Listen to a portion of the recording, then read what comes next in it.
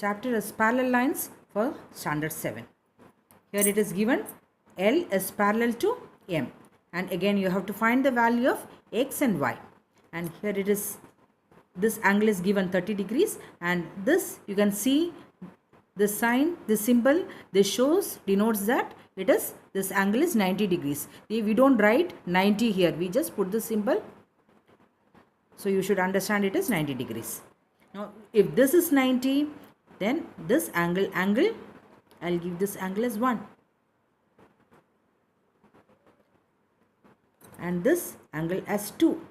So angle 1 is equal to, angle 1 is also equal to 90.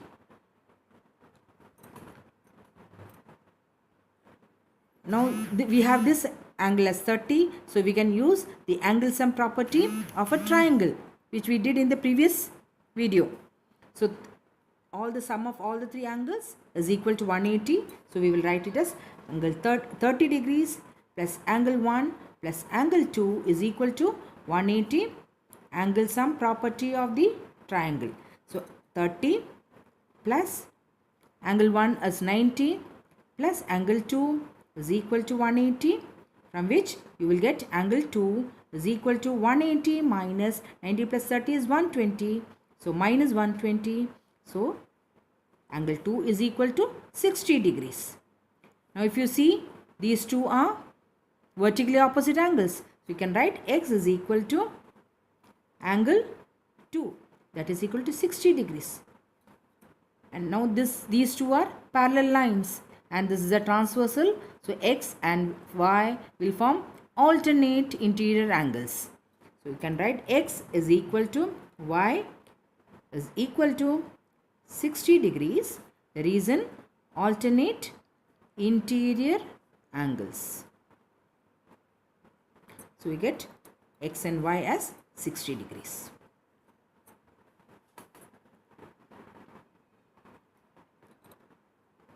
In this figure, it is given PQ is parallel to RS. So PQ is parallel to RS. So we will put a arrow like this, so that it will be easy for us to do the calculation.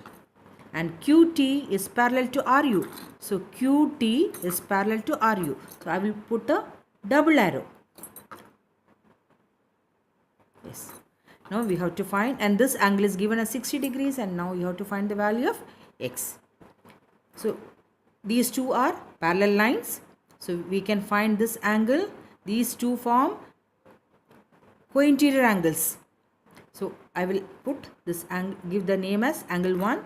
So I will write it as angle 1 plus 60 degrees is equal to 180. The reason is PQ is parallel to RS, and their co-interior angles are supplementary. So from that, angle 1 is equal to 180 minus 60 is equal to 120 degrees.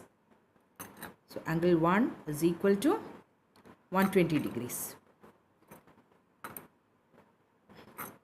Now we have to find the value of X. Now if you see, these two lines are parallel, RU and QT are parallel. So this is the transversal, and these form alternate interior angles. See this, it is forming a Z.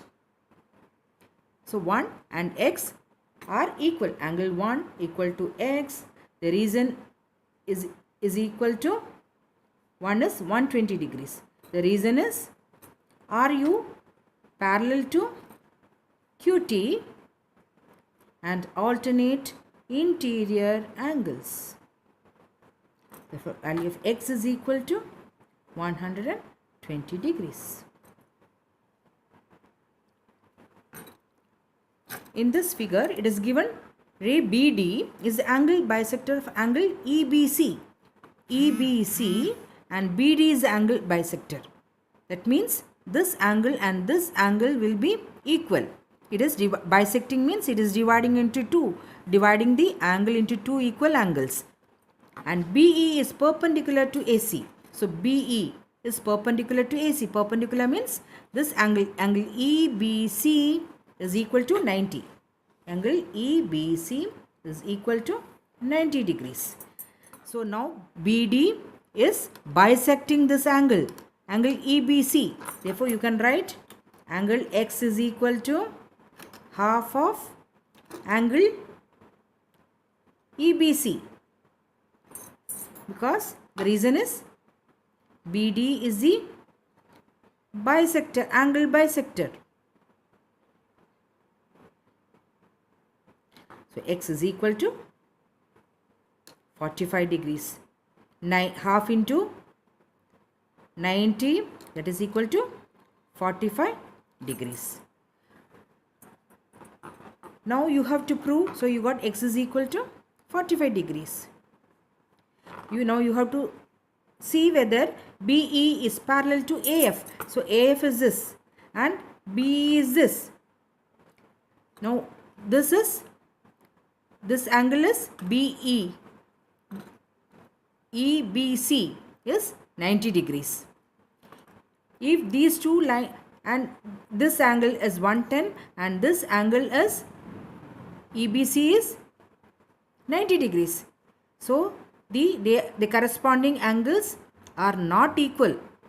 So BE and AF are not parallel. So we can write it as angle EBC is not equal to angle FAB.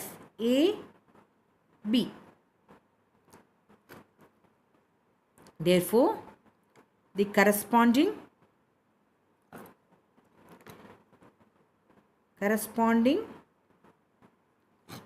angles are not equal. Therefore, BE not parallel to AF.